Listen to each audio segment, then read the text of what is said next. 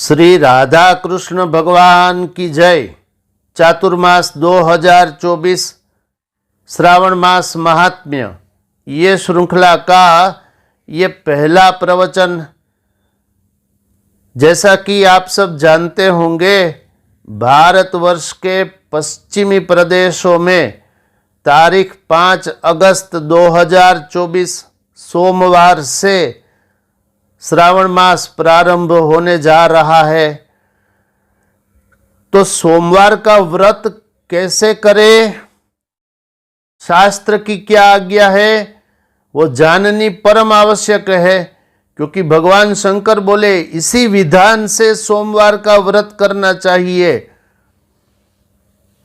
तो ये भगवान शंकर ने स्कंद महापुराण के श्रावण मास महात्म्य के 6वें अध्याय के 34वें श्लोक में बोल दिया। तो हम आगे सुनेंगे भगवान शंकर क्या कहते हैं, सोमवार का व्रत कैसे करें। सुनिए कथा जो भगवान शंकर स्वयं सनत कुमार से बोले हैं। सोमवार व्रत विधान। अब यहां से शास्त्र का कथन। सनत कुमार बोले, हे भगवान, मैंने रविवार का हर्ष कारक महात्म्य सुन लिया। अब आप श्रावण मास में सोमवार का महात्म्य मुझे बताए। भगवान शंकर बोले, हे सनत कुमार, सूर्य मेरा नेत्र है, उसका महात्म्य इतना श्रेष्ठ है, तो फिर उमा सहित सोम मेरे नाम वाले उस सोमवार का क्या कहना।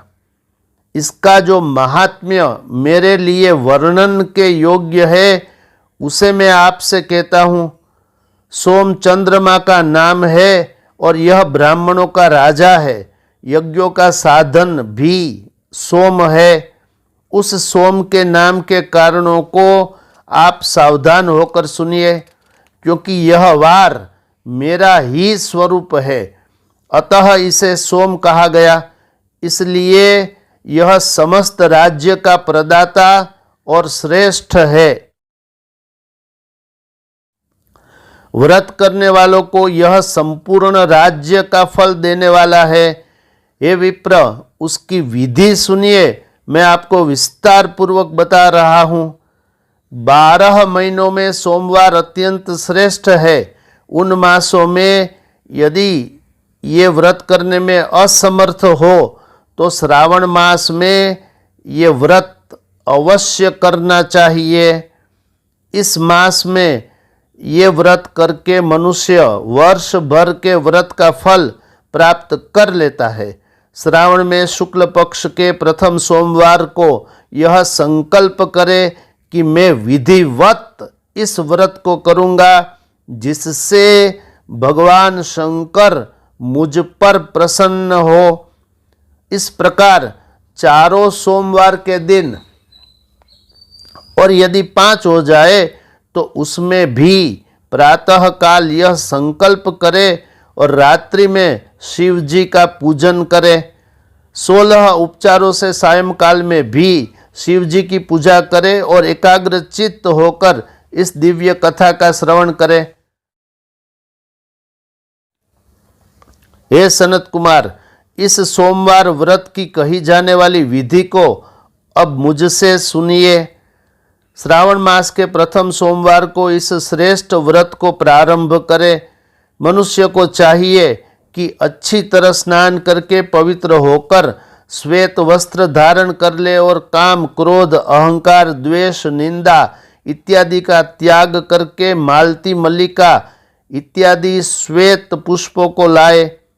इनके अतिरिक्त अन्य विविध पुष्पों से तथा अभिष्ट पूजन उपचार से, त्र्यंबकम इस मूल मंत्र से भगवान शंकर की पूजा करे। तत्पश्चात यह कहे, मैं सर्व, भवनाश, महादेव, उग्र, उग्रनाथ, भव, शशिमौली, रुद्र, नीलकंठ, शिव तथा भवहारी का ध्यान करता हूँ।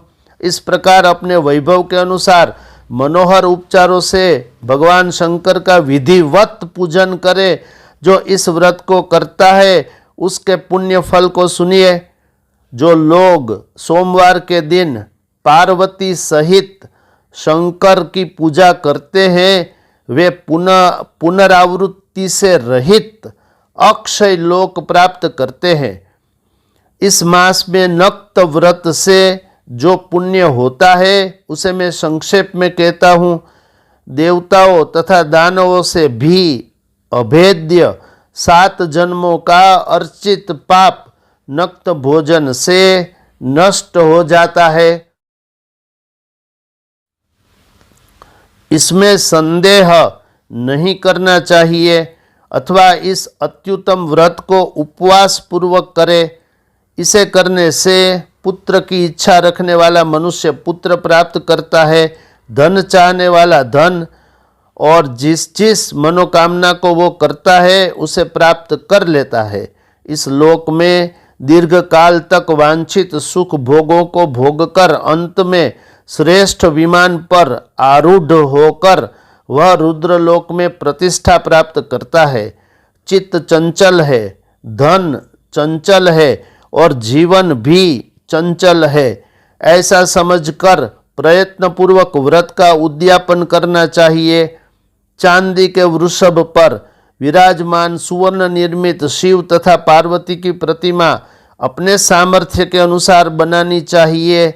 इसमें धन की कृपणता नहीं करनी चाहिए। तदनंतर एक दिव्य तथा शुभ लिंग तो भद्र मंडल बनाए और उसमें 2 श्वेत वस्त्रों से युक्त एक घट स्थापित करे। घट के ऊपर तांबे अथवा बांस का बना हुआ पात्र रखे और उसके ऊपर उमा सहित शिव को स्थापित करे। इसके बाद श्रुति स्मृति तथा पुराणों में कहे गए मंत्रों से शिव जी की पूजा करे। पुष्पों का मंडप बनाए और उसके ऊपर सुंदर चंदोवा लगाए। उसमें गीतों तथा बाजों की मधुर ध्वनि के साथ रात्रि में जागरण करे। तत्पश्चात बुद्धिमान मनुष्य अपने गृह्य सूत्र में निर्दिष्ट विधान के अनुसार अग्नि स्थापन करे और फिर सर्व आदि 11 श्रेष्ठ नामों से पलाश की समिधाओं से 108 आहुति प्रदान करे।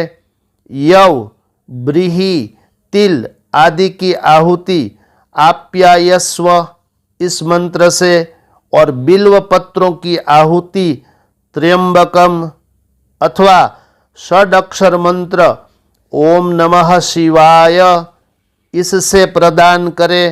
तत्पश्चात स्विष्टकृत होम करके पूर्णाहुति देकर आचार्य का पूजन करे और बाद में उन्हें गौ प्रदान करे। तदनंतर 11 श्रेष्ठ ब्राह्मणों को भोजन कराए और उन्हें वंश पात्र सहित 11 घट प्रदान करे।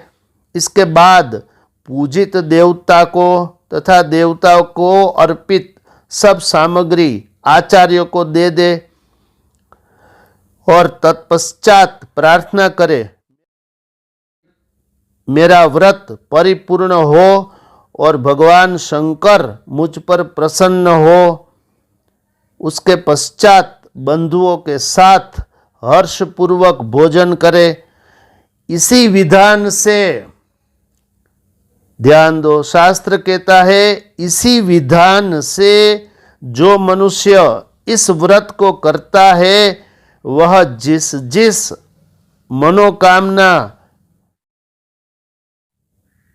सोचता है वो उसे प्राप्त कर लेता है और अंत में शिवलोक को प्राप्त होकर उस लोक में पूजित होता है। हे सनत कुमार, सर्वप्रथम भगवान श्री कृष्ण ने इस मंगलकारी सोमवार के व्रत को किया था। श्रेष्ठ आस्तिक तथा धर्मपरायण राजाओं ने भी इस व्रत को किया था।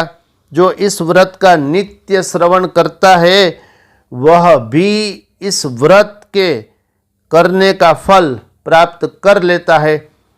अब यहाँ शास्त्र की जो आज्ञा है भगवान शंकर बोले हैं वो स्कंद महापुराण के 6वें अध्याय में वो समाप्त हुई। अस्तु, तो ऐसे व्रत करना चाहिए। शास्त्र स्पष्ट कहता है, आप लोग सुनिएगा इसे और लोगों को भेजिएगा भी। और मैं कल बताऊंगा मंगलवार का व्रत कैसे करें।